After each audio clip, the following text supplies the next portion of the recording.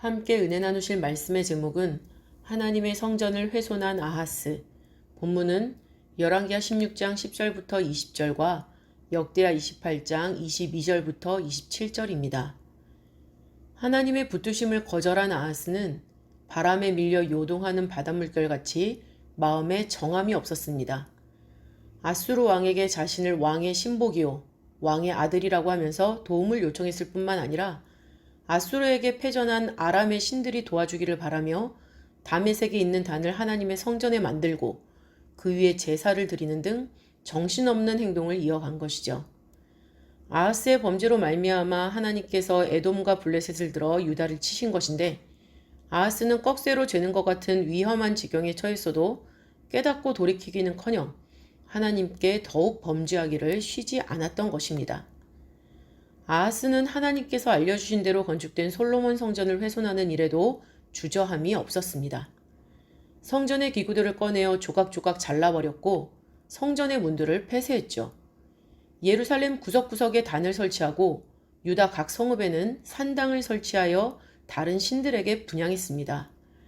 또한 놋단과 물두멍, 놋바다의 위치를 바꾸는 등 성전의 구조를 변경하여 하나님이 두신 뜻대로 사용되지 못하게 했죠.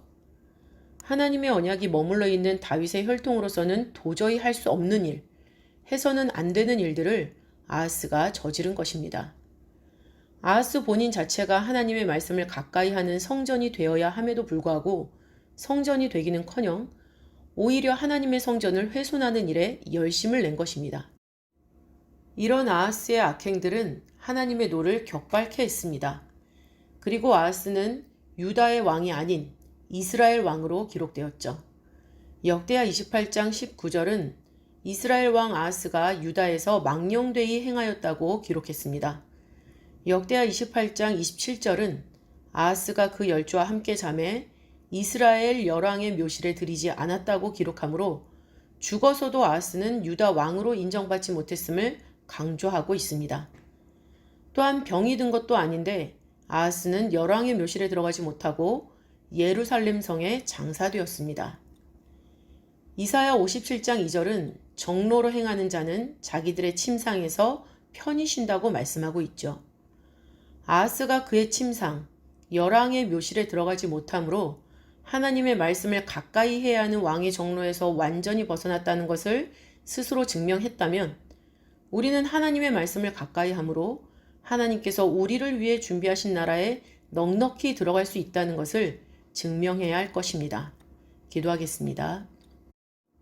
사랑과 은혜가 풍성하신 아버지 하나님, 우리를 성령이 거하시는 거룩한 성전으로 삼아주시고 날마다 우리 안에 말씀을 기록해 주시니 감사합니다.